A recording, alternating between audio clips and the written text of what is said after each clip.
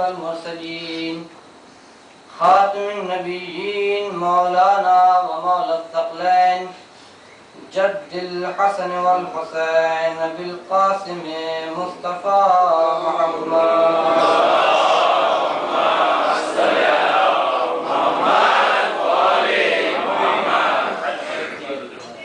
ثم الصلاة والسلام على يعقوب الدين وآله الطيبين الطاهرين المعصومين المظلومين ولعنة الله على أعدائهم أجمعين من يومنا هذا إلى قيام يوم الدين. أما بعد فقد قال الله تعالى في القرآن المجيد: بسم الله الرحمن الرحيم. ومن يبتغ غير الإسلام دينا فلن يقبل منه وهو في الآخرة من الخاسرين. صلوات محمد. اللهم صل على محمد وآل محمد. مجلس کے آغاز سے پہلے آپ کی خدمت میں معذرت عرض کرتا ہوں تاخیر سے آنے کے لیے، اور یقیناً حضور کی موجودگی میں لب کشائی کرنا بھی ایک جسارت ہے، لیکن چونکہ اس کی مدحت کے لیے بیٹھا ہوں کہ جو سنگ ریزے پر اپنا لعاب دہن لگا دے اور کوئی اسے اپنے دہن میں رکھ لے تو وہ 70 زبان کا جاننے والا. آئیے بارگاہ رب العزت میں دست ادب جوڑنے کے بعد دعا کرتا ہوں کہ زندگی دی ہے تو جینے کا ہنر بھی دینا، زندگی دی ہے تو جینے کا ہنر بھی دینا، پاؤں بخشے ہیں تو توفیق سفر بھی دینا. اور گفتگو تو نے سکھائی ہے کہ میں گونگا تھا، اب جو بولوں گا تو باتوں میں اثر بھی دینا.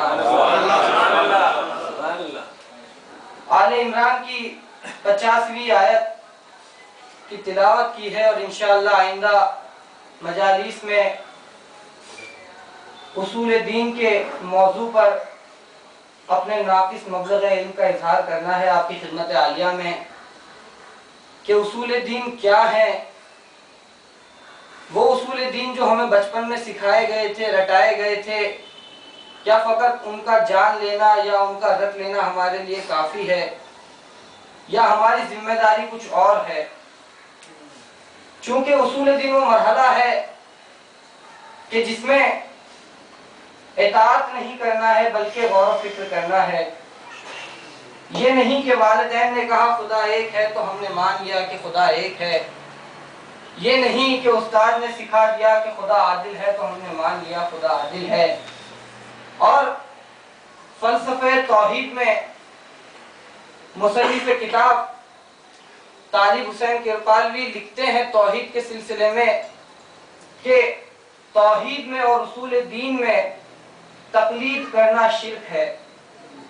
اس کا مطلب یہ ہے فقط یہ نہیں ہوگا کہ ماں باپ نے کہہ دیا تو ہم نے مان لیا، استاد نے سکھا دیا تو ہم نے سیکھ لیا، رٹ لیا، بلکہ کچھ اور ذمہ داریاں ہیں اصول دین کے حوالے سے ہمارے اوپر کہ جنہیں ہم جانیں، جن کی ہم معرفت حاصل کریں. انشاءاللہ آئندہ مجالس میں ہم اصول دین کے موضوع پر بحث کریں گے کہ اصول دین کیا ہے اور کیوں اصول دین کی معرفت ضروری ہے.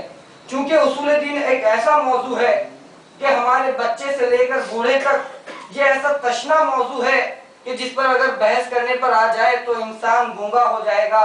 اگر ہم میں سے اور آپ میں سے کسی سے پوچھ لیا جائے کہ ہم نے خدا کو کیسا مانا ہے تو تمام زبانیں بند ہو جائیں گی.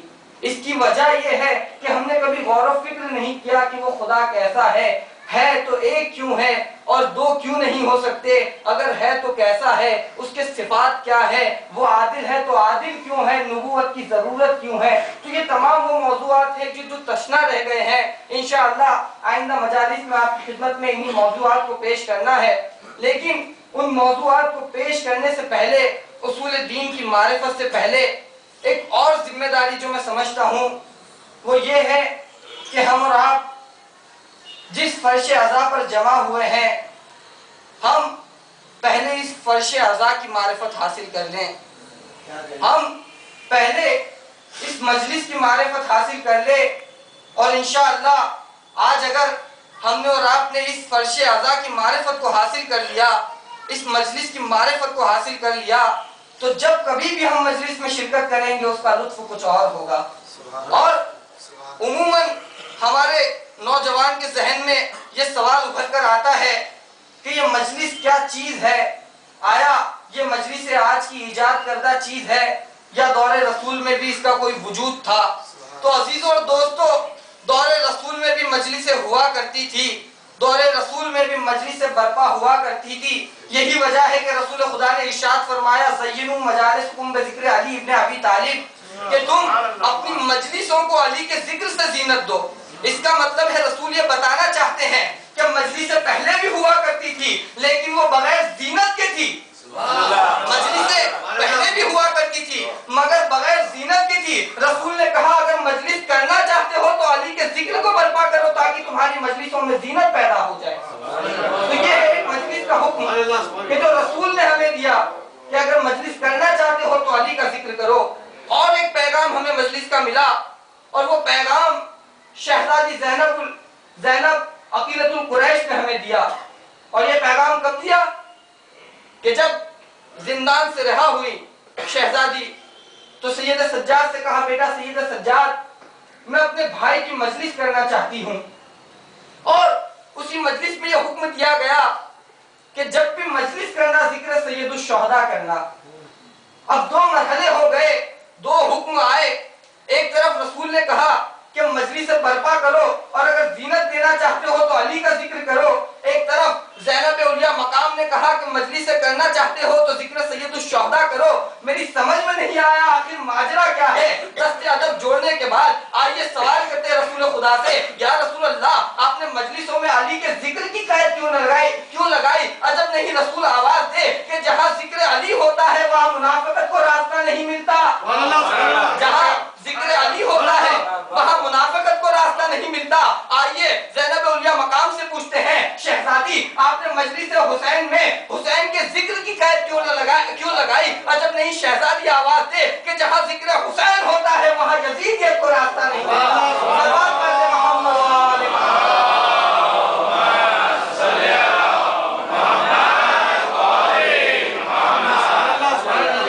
تو یہ ہے حکم مجلس.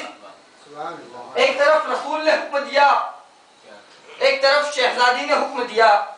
اور شہزادی زینب نے وہ انمول تحفہ ہمیں دیا ہے. چونکہ تبلیغ کے کچھ راستے ہو سکتے تھے, دین کو پہنچانے کے کچھ طریقے ہو سکتے تھے کہ دین کا پیغام پہنچایا جائے. ایک طریقہ یہ ہو سکتا تھا کہ کچھ لوگوں کو منتخب کیا جائے کہ جو علم رکھتے ہوں, جو عالم ہوں, اور وہ اٹھنے کے بعد جمع ہونے کے بعد گھر گھر جائیں اور دین کا پیغام پہنچاتے رہے, تبلیغ دین کرتے رہے. ایک طریقہ یہ ہو سکتا تھا کہ کچھ لوگ گھر گھر جا کر دین کو پہنچاتے رہے. لیکن عزیزوں اور دوستو اس تبلیغ میں اس راستے میں ایک نقص ہے. ممکن ہے جب یہ جماعت گھر گھر جائے تو باپ موجود ہو بیٹا نہ ہو, ماں موجود ہو بیٹی نہ ہو. دوسرا راستہ یہ ہو سکتا تھا کہ رسالوں کے ذریعے, جیسا کہ ہمارے یہاں ہوتا ہے اثنا عشری اور لبیک وغیرہ جو رسالے نکلتے ہیں, ان رسالوں کے ذریعے تبلیغ دین کی جائے جیسا کہ ہوتا آتا ہے. لیکن اس میں بھی ایک نقص ہے کیونکہ یہ رسالے زبانوں میں قید ہے. ممکن ہے گجراتی کا رسالہ اردو والے کے کام نہ آئے, ممکن ہے اردو کا رسالہ گجراتی والوں کے کام نہ آئے. تو یہ راستوں میں نقص پایا جاتا تھا. تو جب یہ تکلیف پیش آئی, شہزادی زینب نے آواز دی کہ مشکل پیش آئی ہے, اگر تم دین کی تبلیغ کرنا چاہتے ہو, دین کے پیغام کو پہنچانا چاہتے ہو تو ان راستوں کو نہ اپنانا, بلکہ میں ایک راستہ دیتی ہوں, تم فرش اعضاء بچھا لینا. لوگ سمٹتے چلے آئیں گے, بوڑھا بھی چلا آئے گا, گھر کا بچہ بھی چلا آئے گا, گھر کا جوان بھی چلا آئے گا, گھر کی عورتیں بھی چلی آئیں گی. جب تمام لوگ سمٹ کر چلے آئے, دین کی تبلیغ کرتے رہنا. تو یہ ہے وہ انمول تحفہ مجلس کا. جو شہزادی نے ہمیں عنایت فرمایا ہے۔ اور عزیزوں اور دوستوں، ان مجلسوں میں اگر آئے ہیں تو کبھی یہ سوچ کر مت آنا کہ اپنی قوت پر چلے آئے ہیں۔ بہت اہم بات آپ کی خدمت میں عرض کرنا چاہتا ہوں، کبھی یہ تصور بھی نہ کرنا کہ اپنی قوت پر یہاں چلے آئے ہو، چونکہ ہر کس و ناقص کو یہاں آنے کی اجازت بھی نہیں ہے۔ یہ وہ مقدس سرزمین ہے، یہ وہ مقدس بارگاہ ہے کہ جہاں ہر کس و ناقص آ بھی نہیں سکتا۔ اس کا مطلب ہے کہ تم پر ایک عطا ہوئی ہے، ایک کرم ہوا ہے، اس کے بعد تم یہاں آئے ہو۔ تو جب کرم ہوا ہے، تمہیں بلایا گیا ہے، تو یہاں آنے کا سلیقہ اور ہو، یہاں سے جانے کا سلیقہ اور ہو، یہاں آنے کا انداز اور ہو، یہاں سے جانے کا انداز اور ہو۔ کیا مطلب ہے؟ جب یہاں آئے تھے تو ہاتھ خالی تھے، جب جائیں گے تو ظاہری نظروں سے دیکھا جائے تو ہاتھوں میں تبرک ہوگا، اور اگر یہ باطنی پردے ہٹا لیے جائیں تو علم ہمیں یہاں سے ملے گا، علم یہاں سے ملے گا، صبر یہاں سے ملے گا، شجاعت یہاں سے ملے گی، عبادت یہاں سے ملے گی، سخاوت یہاں سے ملے گی۔ اب یہ ہے کہ نبوت و امامت بھی یہاں سے ملے گی، عدالت و الوہیت بھی یہاں سے ملے گی۔ ایک ہزار پردے محبت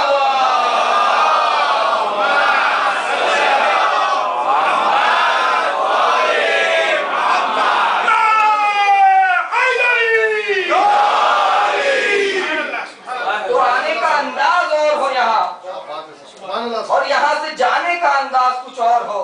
اور یہی وجہ ہے چونکہ ہماری آنکھوں پہ باطنی پردے پڑے ہوئے ہیں، ہم دیکھ نہیں پاتے۔ فرشتوں کا ایک قافلہ جب آسمان پر پہنچا تو دوسرے ملائکہ میں اور تمام ملائکہ میں جستجو پیدا ہوئی، ایک تجسس پیدا ہوا کہ آخر یہ کون سا گروہ ہے کہ جیسے ہی یہ آسمان پر آئے ایک عجیب سی روشنی پھیلنے لگی، اور اس روشنی سے تمام جگہ خوشبوئیں پھیل رہی ہے۔ تمام ملائکہ میں تجسس پیدا ہوا، آخر ماجرا کیا ہے؟ جب جمع ہوئے اور جمع ہونے کے بعد پوچھا آخر آ کہاں سے رہے ہو، تو انہوں نے کہا کہ ہم حسین کی مجلس سے آ رہے ہیں۔ تو اس کا مطلب ہے یہاں آنے کا سلیقہ کچھ اور ہو، یہاں آنے کا انداز کچھ اور ہو، جب یہاں سے جائیں تو یہاں سے جانے کا انداز کچھ اور ہو۔ اور عزیزوں اور دوستوں، جیسا کہ میں نے عرض کیا، جب ہم آتے ہیں تو خالی ہاتھ آتے ہیں، لیکن جب جاتے ہیں تو دامن بھرا ہوا ہوتا ہے۔ اور عزیزوں اور دوستوں، یہ وہ بارگاہ ہے کہ جہاں سے کوئی خالی ہاتھ لوٹایا نہیں جاتا، یہ وہ بارگاہ ہے جہاں تمام لوگوں کی مرادیں پوری کی جاتی ہے۔ یہ وہ بارگاہ ہے کہ فطر و سایہ بالوں پر عطا کر دیے گئے، فطر و سایہ بالوں پر عطا کر دیے گئے، راہب آیا فطر عطا کر دیا گیا، ارے حر چلا آیا تقدیر عنایت کر دیا۔ یہ وہ بارگاہ ہے کہ جہاں عنایت پہ کمی نہیں ہوتی۔ یہ ممکن ہے کہ ہمارے مانگنے میں کمی ہو، لیکن یہاں سے عطاؤں میں کوئی کمی نہیں ہوتی۔ اور یہی وجہ ہے، مجھے شاعر کے چار مصرے آ گئے کہ یہ وہ دربار ہے کہ جہاں سے کوئی خالی ہاتھ نہیں جاتا۔ شاعر نے عجب انداز سے اس بات کو پیش کیا کہ شبیر صرف یہ تیری چوکھٹ کا فیض ہے۔ اس مجلس کا تحفہ سمجھیے گا یہ چار مصرے کہ شبیر صرف یہ تیری چوکھٹ کا فیض ہے، مایوس ہو کے کوئی سوال ہی نہیں گیا۔ شبیر صرف یہ تیری چوکھٹ کا فیض ہے، مایوس ہو کے کوئی سوال ہی نہیں گیا۔ ارے بیعت نہ دی حسین نے پر سر تو دے دیا، اس در سے تو یزید بھی خالی نہیں گیا۔ سوال پڑھتے محمد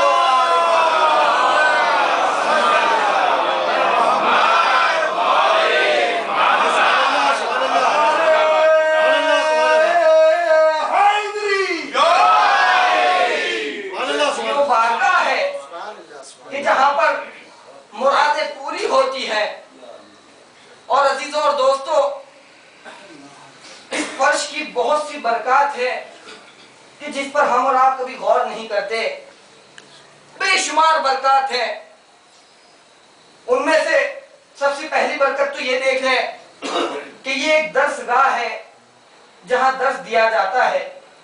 ہم نے دنیا کی دانشگاہوں کو دیکھا، دنیا کی یونیورسٹیوں کو دیکھا کہ جہاں پر ایک خصوصی طبقہ جاتا ہے کہ اگر اتنا علم ہے تو وہ اندر جا سکتا ہے، اگر اتنا علم نہیں ہے تو نہیں جا سکتا۔ ایک محدود طبقہ وہاں جائے گا، لیکن یہ ایسی درسگاہ ہے کہ جہاں پر کوئی قید نہیں، بچہ بھی بیٹھا ہوا ہے، بوڑھا بھی بیٹھا ہوا ہے، جوان بھی بیٹھا ہوا ہے۔ تو یہ کوئی قید نہیں، عمر کی قید نہیں، جو لینا چاہتا ہے بس وہ صدق دل سے چلا آئے. یہ ہے پہلی برکت. دوسری برکت فرش عزا کی یہ ہے، بہت اہم بات آپ کی خدمت میں عرض کرنا چاہ رہا ہوں کہ دوسری برکت فرش عزا کی یہ ہے کہ یہ فطرت میں انقلاب پیدا کرتی ہے. بے شک. یہ فرش عزا فطرت میں انقلاب پیدا کرتا ہے. اور تیسری برکت یہ ہے اس فرش کی کہ یہ عظمت میں اضافہ کرتا ہے. دوسری برکت تھی کہ فطرت میں انقلاب پیدا کرتا ہے. آئیے اس بات کی شرح کروں میں آپ کی خدمت میں. فطرت یہ چاہتی ہے کہ کمایا جائے، جہاں سے پیسہ آئے، اور اگر ضمیر برا ہے تو یہ بھی نہیں دیکھتا کہاں سے آ رہا ہے، سچے راستے سے آ رہا ہے، برے راستے سے آ رہا ہے. تو فطرت یہ ہے کہ کمایا جائے، اور انسان یہ کوشش کرتا ہے کہ دور دراز جا کر اپنا وطن چھوڑ کر پیسہ کمائے. لیکن میں نے یہ دیکھا ہے، اور عموماً آپ نے بھی دیکھا ہوگا، جب ماہ محرم آتا ہے تو وہ لوگ جو دور پردیش میں گئے ہوتے ہیں وہ اپنے وطن لوٹ کر آتے ہیں. اور فطرت یہ تھی کہ کمایا جائے، لیکن جب اس فرش پہ آتے ہیں تو فطرت بدل جاتی ہے، یہاں لٹانے کا دل کرتا ہے. فطرت جو 11 مہینے تک یہ تھی کہ جہاں سے آئے لے لیا جائے، لیکن جب یہاں آ گئے، ماہ محرم شروع ہو گیا تو اب لٹانے کا دل کرتا ہے. آخر یہ انقلاب، آخر یہ تبدیلی آئی کیسے؟ جب پوچھا گیا تو بتانے والے نے بتایا یہ وہ بارگاہ ہے کہ جہاں لوٹنے والا برباد ہوتا ہے، لٹانے والا آباد ہوتا ہے.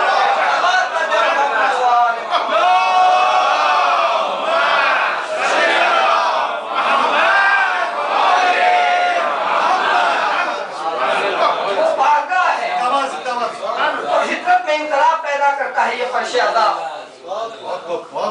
کہ جو 11 مہینے تک فطرت تھی کہ لے لیا جائے، جیسے ہی یہاں آیا یہ جذبہ پیدا ہوا کہ دے دیا جائے. تو یہ ہے فرش عزا کی ایک اور برکت. تیسری برکت فرش عزا کی یہ ہے کہ یہ عظمت میں اضافہ کرتی ہے. ویسے تو کئی برکات ہے، اگر گنوائے جائے تو یہ پورا اشرا بھی کم ہو جائے گا، لیکن تیسری عظمت کہ یہ عظمت میں اضافہ کرتی ہے. وہ کپڑا جو دکانوں میں محدود تھا، جب وہاں سے گزرے کسی نے نظر بھی نہ کی. وہ مٹھائیاں، وہ بسکٹ جو دکانوں میں تھے کسی نے نظر نہ کی، لیکن وہی پٹکا، وہی کپڑا جب علم کا فریرہ بن گیا تو اس قابل ہو گیا کہ اسے چوم لیا جائے. وہی مٹھائیاں جو اب تک صرف دیکھ کر گزر جاتا تھا، غور و فکر نہیں ہوتی تھی، لیکن جب وہی تبرک کی شکل میں آئی تو امیر سے امیر اپنے ہاتھوں کو پھیلائے ہوئے کھڑا ہے. تو یہ ہے وہ بے جان چیزیں کہ جن میں جان نہیں ہے، لیکن عظمت میں اس قدر اضافہ ہو گیا کہ اسے چوما بھی جا رہا ہے، اس کے لیے ہاتھوں کو پھیلایا بھی جا رہا ہے. تو عزیزان محترم آپ غور کریں کہ آخر وجہ کیا ہے کہ یہ بے جان چیزیں جب اس در پر آ جاتی ہے کہ اس قابل ہو جاتی ہے کہ اسے چوم لیا جائے، تو ہم تو جان سکتے ہیں فرش پر آئے ہیں، ہماری عظمت کچھ اور ہوگی، لیکن ہمیں کوئی چومتا نہیں ہے. اس کی وجہ جانتے ہیں کیوں؟ ہمیں کیوں کوئی نہیں چومتا؟ جب یہ علم کا فریرہ آیا سب نے بڑھ کر اسے چوما، جب تبرک آیا ہاتھوں کو پھیلا لیا، لیکن ہم بھی تو اس مجلس میں شرکت کرتے ہیں، کسی نے بڑھ کر ہمیں نہیں چوما. اس کی وجہ کیا ہے؟ تو اس میں کمی ہماری ہے. ہم صرف اور صرف حسین کے لیے نہیں آئے. یہ جتنی چیزیں آئی ہیں یہ صرف اور صرف حسین کے لیے آئی ہے. ایک مرتبہ جو کپڑا عالم سے منسوب ہو گیا اسے لباس نہیں بنایا جا سکتا. ایک مرتبہ وہ چاندی جو پنجے میں منسوب ہو گئی اسے کوئی اپنے گہنوں میں تبدیل نہیں کرتا. تو پتا چلا جو فقط و فقط حسین کے لیے آتے ہیں ان کی عظمت میں اس قدر اضافہ ہوتا ہے کہ اسے چوما جاتا ہے. انسان کی اگر صرف اور صرف حسین کے لیے اس فرش پر چلا آئے، اور ہمیں تو مثال بھی موجود ہے، کربلا میں ہو فقط و فقط حسین کے لیے چلے آئے، عظمت میں اس قدر اضافہ کہ علیہ السلام کہلائے. صلوات پر محمد. محمد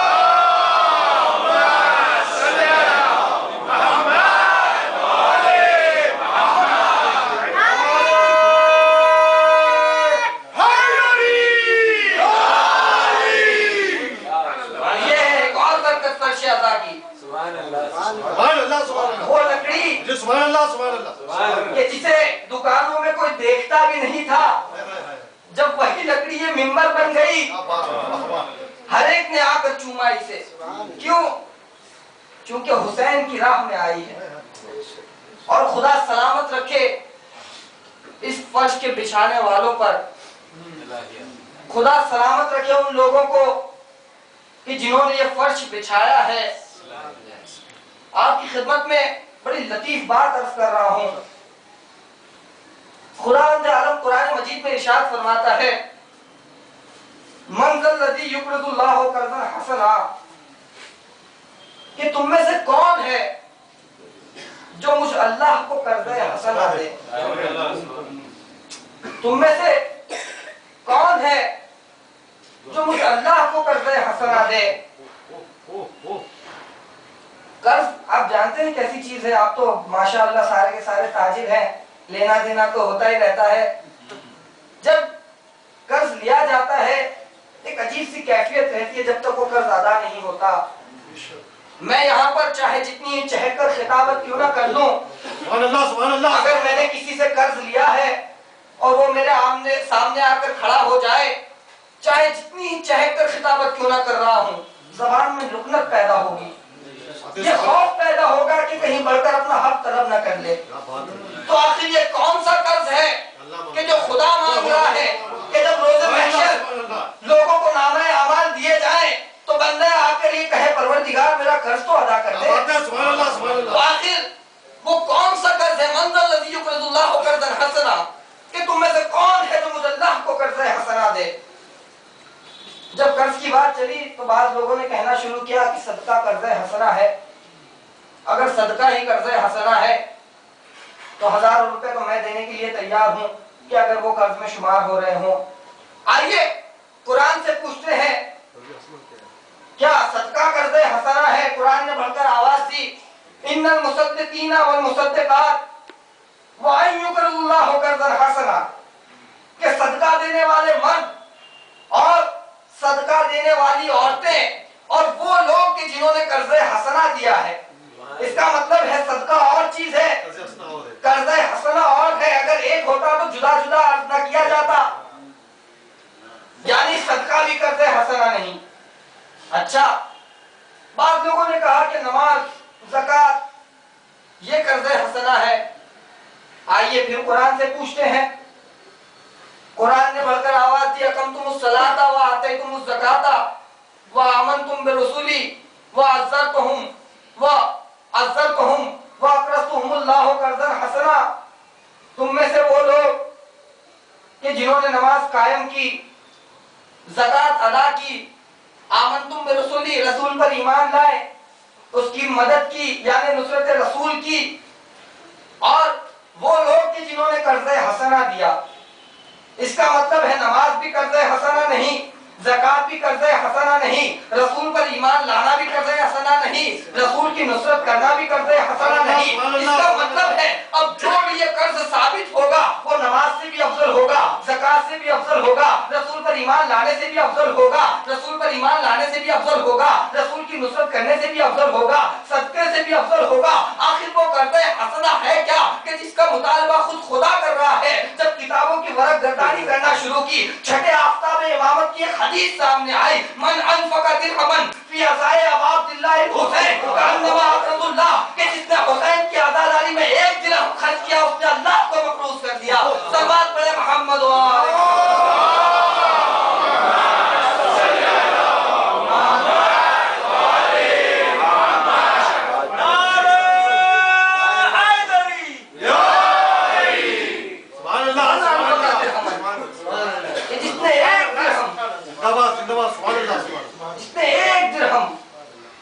حسین کی عزاداری میں خرچ کیا، اس نے اللہ کو مقروض کر دیا.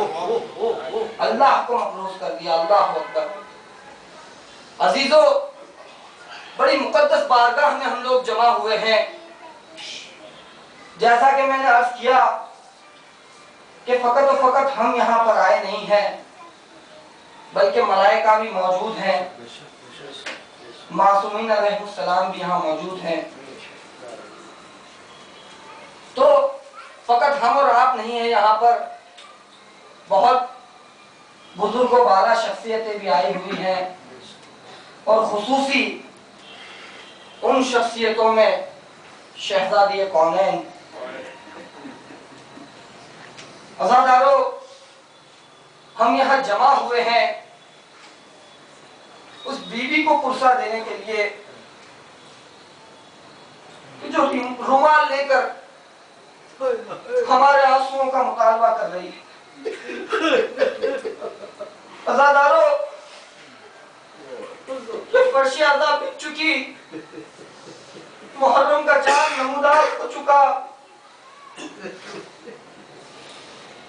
میں نے ایک ذاکر سے یہ روایت سنی ہے، جہاں کہیں بھی مجلس عذاب ہوتی خصوصاً 3 شخصیتیں وہاں ضرور جاتی، تمام کے تمام مجالس۔ ایک شہزادی کونین، ایک جناب زینب، اور تیسری شخصیت جناب سکینہ۔ اور وہ ذاکر بیان کرتے ہیں کہ یہ شخصیتیں ایسا نہیں ہے کہ جب مجلس شروع ہوتی ہے تب آتی ہیں، بلکہ اس وقت سے آ جاتی ہے جب یہ فرش بچھا بھی نہیں ہوتا۔ یہ شخصیتیں اس وقت آ جاتی ہے کہ جب ہم اور آپ یہاں آئے بھی نہیں ہوتے، اور جب امام حسین علیہ السلام کے مسائل شروع ہوتے، بی بی سکینہ جناب زینب سے پوچھتی ہے، پھوپھی اماں، یہ لوگ کس پر آنسو بہا رہے ہیں؟ پھوپھی اماں، یہ لوگ کس پر اشک بہا رہے ہیں؟ بی بی زینب فرماتی ہے، بچی سکینہ، یہ تیرے حسین پر، تیرے بابا پر آہوزاری کر رہے ہیں۔ بس یہ سنتے ہی بیوی کے گریے میں اضافہ ہوتا ہے، ارے کاش یہ کربلا میں ہوتے اور دیکھتے کہ ان پر تو کوئی پابندی نہیں تھی، ارے میں سکینہ اپنے بابا پہ جب اشک بہاتی تھی، کبر ملعون رخساروں پہ تماچے مارتا تھا، کچھ پر تازیانے برسائے جاتے تھے۔ عزادارو، شہزادی کو پرسا دینے کے لیے جمع ہوئے۔ کون شہزادی؟ عزادارو، میں جب بھی مسائل پڑھتا ہوں شہزادی کونین کے مسائل ضرور پڑھتا ہوں۔ یہ وہ مظلوم شخصیت ہے کہ جس میں مسائل کی ابتدا ہوئی۔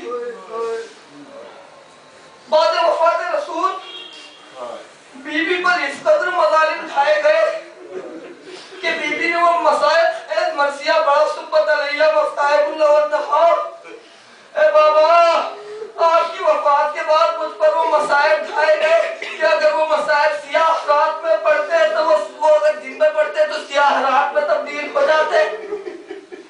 اے میرے بابا، آپ کے بعد مجھ پر وہ مسائل ڈھائے گئے کہ وہ مسائل اگر پہاڑوں میں پڑھتے تو پہاڑ ٹکڑے ٹکڑے ہو جاتے۔ اللہ اللہ، روایت کہتی ہے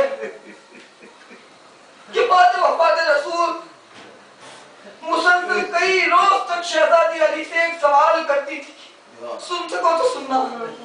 مسلسل کئی روز تک شہزادی نے علی سے ایک سوال کیا ہے، اللہ نے غربت فاطمہ زہرا۔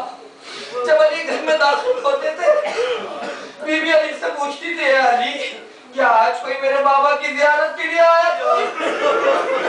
اے علی، کیا آج کسی نے میرے بابا کی غربت پہ فاتحہ پڑھا؟ علی خاموش رہتے تھے۔ ایک دن وہ آیا کہ شہزادی نے علی سے دریافت کیا، اے علی، میں نے سنا ہے کہ لوگوں نے تمہیں سلام کرنا بند کر دیا۔ بس یہ سوال کرنا تھا، علی خاموش کھڑے ہو گئے۔ شہزادی نے کہا، اے علی، میں نے سنا ہے کہ لوگوں نے تمہیں سلام کرنا بند کر دیا۔ علی نے سر سے امامہ اتار کے کہا کہ اگر اتنا ہوتا تو علی صبر کر لیتا۔ ارے اب تو عالم یہ ہے کہ علی کسی کو سلام کرتا ہے تو کوئی جواب نہیں۔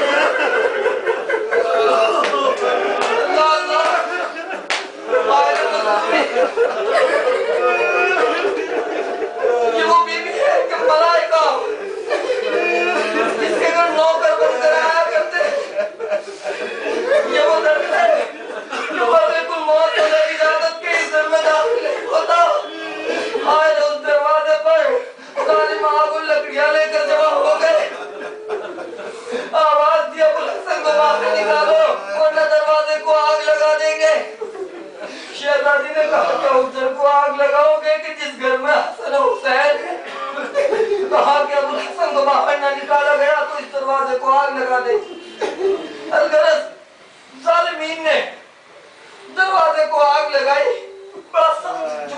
عزیزوں، ظالمین نے جیسے ہی دروازے کو آگ لگائی، راوی کچھ اس طرح سے منظر کشی کرتا ہے کہ شہزادی دروازے کے پیچھے کھڑی اور شہزادی کے پیچھے ایک دیوار۔ جب دروازے کو آگ لگا دی گئی، ظالموں نے دروازے کو دھکا دیا۔ روایت کہتی ہے کہ جلتا ہوا دروازہ شہزادی کی پشت پر آیا۔ شہزادی نے جب پیچھے دیوار پر ٹیک لگائی، دروازے اور شہزادی کے درمیان، دروازے اور دیوار کے درمیان شہزادی پس کر رہ گئی۔ روایت کہتی ہے کہ ظالمین اسی دروازے پر گزرتے ہوئے گھر میں داخل ہوئے، اسی دروازے پر گزرتے ہوئے گھر کے اندر داخل ہوئے۔ روایت کہتی ہے کہ اس دروازے میں ایک لوہے کی کیل تھی۔ آپ تصور کریں، لوہا جب آگ سے گرم ہو جاتا ہے، روایت کہتی ہے جب دروازہ گرایا گیا، وہ کیل شہزادی کے پہلو میں پیوست ہو گئی۔ کیل کا پیوست ہونا تھا، شہزادی نے آواز دی، میرا محسن شہید ہو گیا، میرا محسن شہید ہو گیا۔ شہزادی کو ہوش آیا،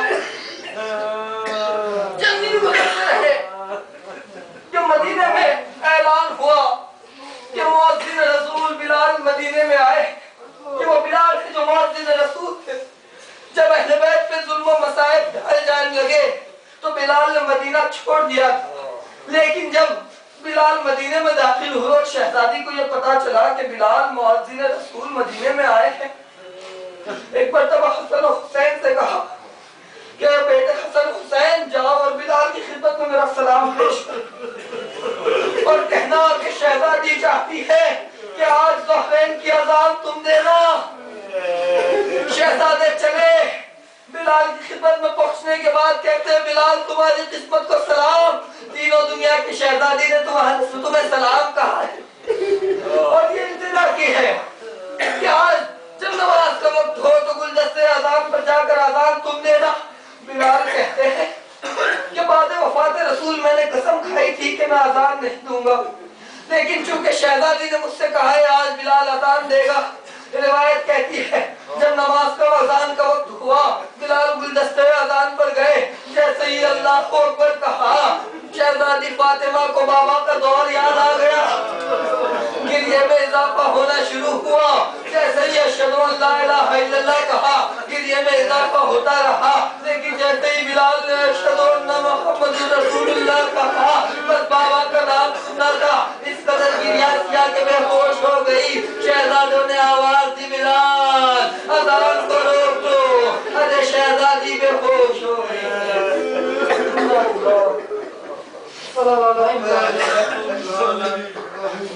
الہی واسطہ محمد و آل محمد کا، ہمارے ان آنسوؤں کو رومال سیدہ میں جگائے نہ رکھے۔